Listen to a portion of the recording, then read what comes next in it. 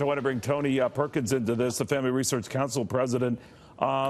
There's the back and forth, the tug of war, Tony, within the Republican Party. Is it better that Roy Moore win or lose? The establishment backed away from him until the president came out and said, he's my guy, and then they backed away from that sentiment. But play this out for me. What do you think happens?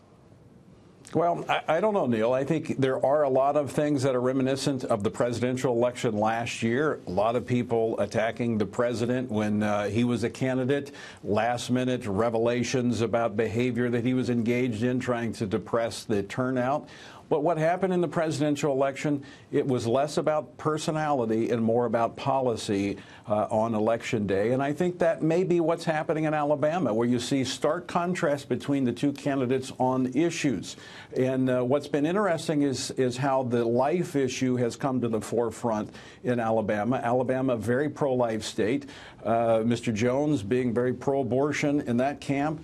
And, of course, Roy Moore being on the pro-life side. And even the president this morning tweeting out, leading with the pro-life issue. So I think it's going to be a very, very close race. But I think that many voters in Alabama are not being distracted, but staying focused on what's at stake here nationally when it comes to the issues. You know, it would be weird, would it not? I mean, if Moore does win, and these polls are all over the map, so I have no idea. And the move happens as soon as he gets the Senate to start an ethics investigation and potentially kick him out. How is that going to go down?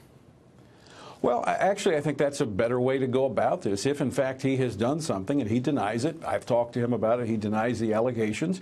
But I do think that everything needs to be looked at. And that is a better place to actually look at this in a dispassionate way, look at the facts, rather than this stuff being interjected just right before an election and mixing and mingling the two. Look, very clearly, we need to have people of high standards and character in our nation's government. But, of course, we realize we're fallen people. And we're going to have people in these positions that have done bad things. And if they have, they need to be removed. But let's stay focused on what's before us. There's an election here. This is a very critical election. Policy differences could not be more stark in these two candidates. And I think that's what Alabama voters are looking at.